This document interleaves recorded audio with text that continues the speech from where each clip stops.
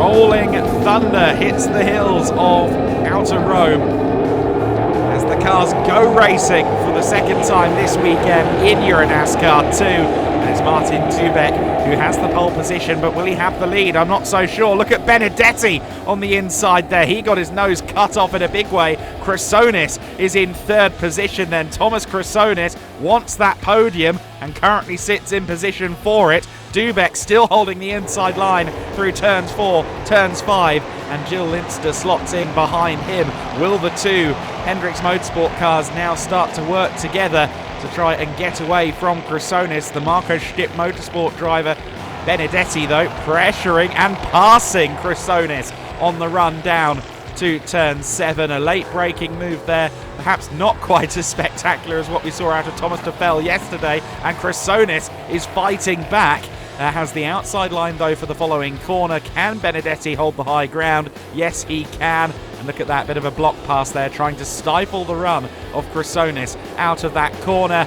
Great side-by-side, wheel-to-wheel action here. Benedetti up to third place.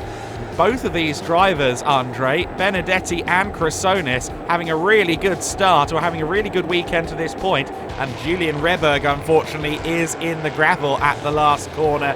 Turn 15 has claimed its first driver of the weekend, at least in the races. Embedded into the gravel trap has gone Julian Reberg. We've got Roberto Benedetti slowing down in the back of shot as well. We just saw that Benedetti is slowing and indeed stopping at turn 5.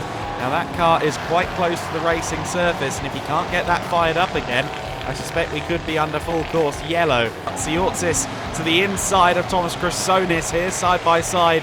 Well, that is now going to be for 5th position because Thomas Tuffel has leapfrogged both of them. They've not really dropped Tuffel. Oh dear. Well, he's already got a 10-second penalty. And Nick Strickler now going off the circuit. A bit of a self-penalisation there. Oh no. Rahala with suspension damage there.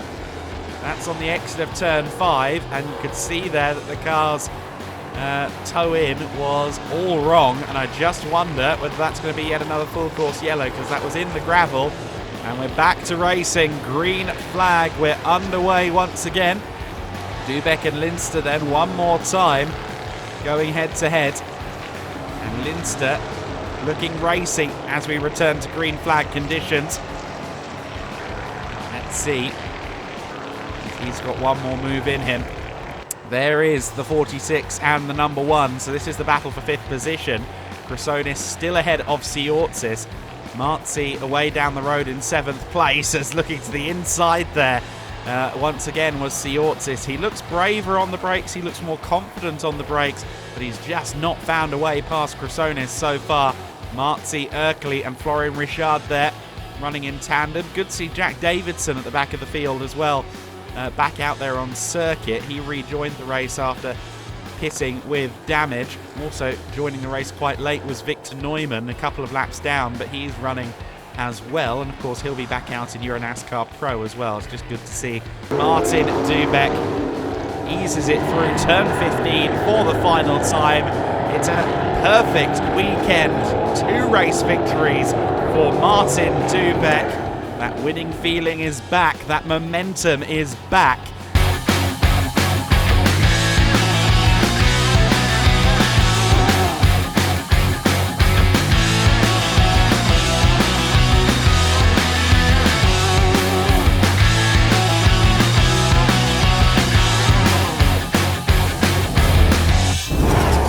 We are racing at Vallelunga, and it looks like a good start from the inside of the front row there from Vittorio Ghirelli. Indeed it is. Erkley follows through in 2nd place. Armetta and Doubek side by side through Curva Grande, and it is Armetta that gets the better of it. Fabrizio Armetta then in 3rd position.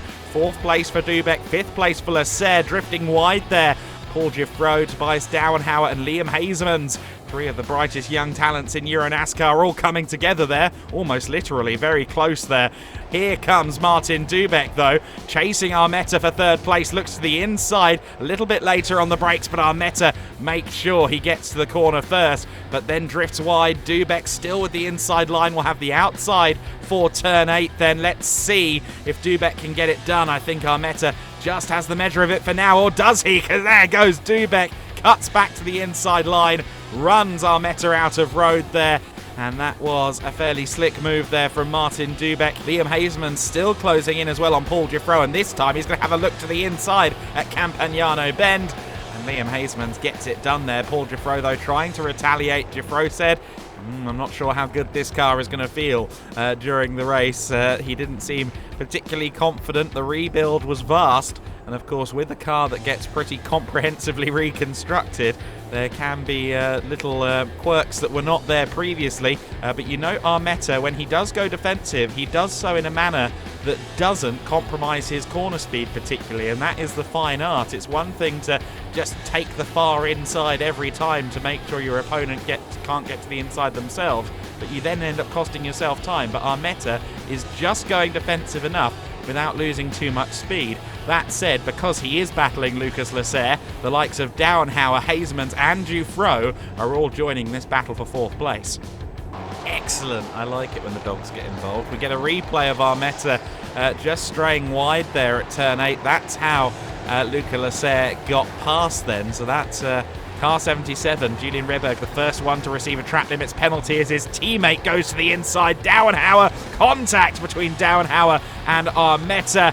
Downhauer gets through there, but quite a couple of hip checks, and in fact they're still side by side as they approach turn 8. Armetta will need to get the braking just right here with Downhauer on his outside line, and he does so, and Downhauer clinging to the outside allows Hazemans to get by, but now Downhauer has the inside line for the following corner. They turn into the complex section here at the Semaforo Bend, turn 11 of this 15 corner layout, and Downhauer looks like he may well lose out. Hazemans clinging on around the outside, now has the inside line for the Tornantino hairpin, and indeed Hazemans does end up getting through. Very nice there, going shallow on the corner exit. Armetta gets that corner just about perfectly right, albeit some years ago now, but Armetta is slowing. Armetta loses out there to both Hazemans and Downhauer. Was a bit slow, but Luca Lasser is slowing. Lasser slowing. What's going on with Luca Lasser? His car comes to a halt there